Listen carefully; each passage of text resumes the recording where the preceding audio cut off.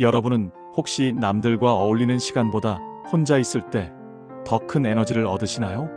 분명 사람들과 잘 지내고 싶은데 막상 대화가 시작되면 겉도는 느낌을 받거나 금방 피로해진 경험이 있으실 겁니다. 많은 사람이 이런 고독감을 사회성 부족이나 성격 탓으로 돌리곤 하죠. 하지만 심리학과 진화론적 관점에서 보면 여러분의 그 고독함은 오히려 여러분의 지능이 높다는 아주 강력한 증거일 수 있습니다. 오늘은 왜 지능이 높은 사람들이 필연적으로 고독을 선택하게 되는지, 그 이면에 숨겨진 7가지 심리학적 비밀을 아주 깊이 있게 파헤쳐 보겠습니다. 오늘 영상을 끝까지 시청하신다면 여러분이 느꼈던 그 막연한 외로움이 사실은 여러분의 특별한 재능이었다는 것을 깨닫게 되실 겁니다.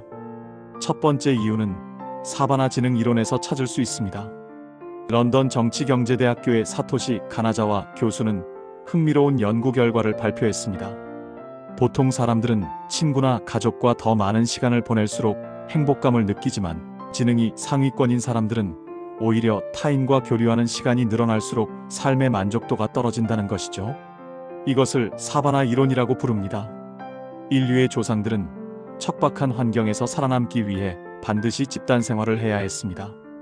그래서 우리의 뇌는 무리에 섞여 있을 때 안정감을 느끼도록 진화했죠. 하지만 지능이 높은 사람들은 현대 사회의 복잡한 문제들을 스스로 해결할 수 있는 능력을 갖추고 있습니다. 이들의 뇌는 이미 진화의 다음 단계로 넘어가 생존을 위한 군중의 도움보다는 자신의 목표와 성취에 더 큰 비중을 두게 된 것입니다. 즉, 지능이 높을수록 무리에서 떨어져 혼자 있는 것에 대한 본능적 두려움이 적고, 오히려 그 시간을 더 효율적으로 사용하려는 경향이 강해지는 것입니다. 두 번째는 관심사의 차이와 대화의 질 문제입니다. 지능이 높은 사람들은 단순히 사실을 나열하는 가십이나 가벼운 스몰 토크에서 큰 즐거움을 느끼지 못합니다.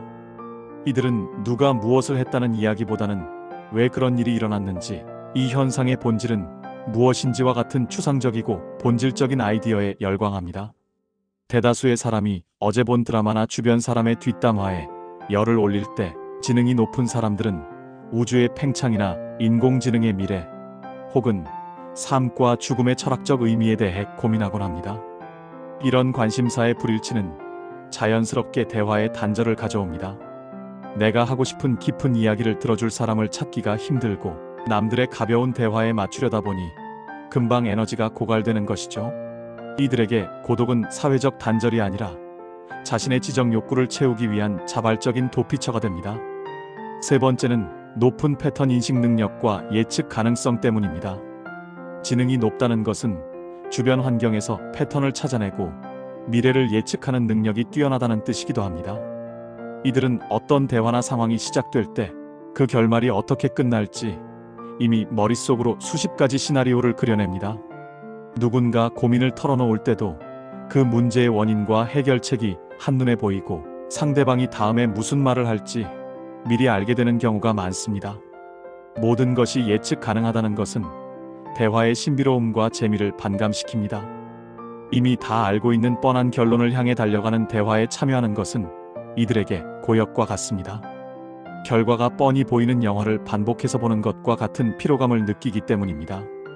그래서 이들은 예측 불가능한 새로운 정보를 얻을 수 있는 독서나 연구에 더 몰입하게 되고, 자연스럽게 사람들과의 교류는 줄어들게 됩니다. 네 번째는 감각적 예민함과 과흥분성입니다. 심리학자 카즈미에시 동브로프스키는 지능이 높은 사람들이 외부 자극에 대해 일반인보다 훨씬 더 민감하게 반응한다는 사실을 발견했습니다. 이를 과흥분성이라고 부르는데, 시각, 청각, 촉각뿐만 아니라 정서적으로도 매우 예민한 상태를 유지합니다. 사람들과 섞여 있을 때 발생하는 수많은 소음, 미묘한 표정 변화, 주변의 분위기 등이 이들에게는 엄청난 양의 정보 데이터로 들어옵니다. 보통 사람들이 무심코 넘길 자극들도 지능이 높은 사람들의 뇌에서는 강한 스트레스로 작용할 수 있습니다. 수많은 정보가 쏟아지는 파티장이나 시끄러운 모임이 이들에게 즐거운 놀이터가 아니라 거대한 폭풍우처럼 느껴지는 이유입니다. 이 예민한 감각을 진정시키고 뇌를 쉬게 하기 위해서는 반드시 혼자만의 조용한 시간이 필요합니다. 이들에게 고독은 선택이 아니라 생존을 위한 필수적인 휴식인 셈입니다. 5번째는 사회적 피로도와 선택적 고립 때문입니다. 지능이 높은 사람들이 고독을 자처하는 또 다른 이유는 사회적 에너지 관리 때문입니다. 이들은 대화 속에서 상대방의 감정, 의도, 그리고 말 뒤에 숨겨진 맥락까지 한꺼번에 읽어내는 능력이 탁월합니다. 하지만 역설적으로 이 뛰어난 공감과 분석 능력은 뇌에 엄청난 과부하를 줍니다. 남들은 가볍게 웃고 넘길 농담 속에서도 이들은 사회적 의미와 관계의 역학을 계산하느라 훨씬 더 많은 에너지를 소모하죠. 결국 이들에게 혼자 있는 시간은 단순히 외로운 시간이 아니라 과열된 뇌를 식히고 에너지를 재충전하는 생존을 위한 선택적 고립입니다. 혼자 있을 때 비로소 가장 창의적이고 명확한 사고가 가능해진다는 것을 본능적으로 알고 있는 것입니다. 6번째는 지능이 가져오는 실존적 지루함입니다. 지능이 높은 사람들은 세상의 원리를 남들보다 빨리 깨닫고 시스템의 구조를 쉽게 파악합니다. 이것은 대화에서도 마찬가지입니다. 상대방이 말을 시작하기도 전에 결론이 무엇인지, 저 사람이 왜 저런 행동을 하는지 이미 예측이 끝나버리는 경우가 많습니다. 새로울 것이 없는 뻔한 대화의 반복은 이들에게 깊은 지루함을 안겨줍니다.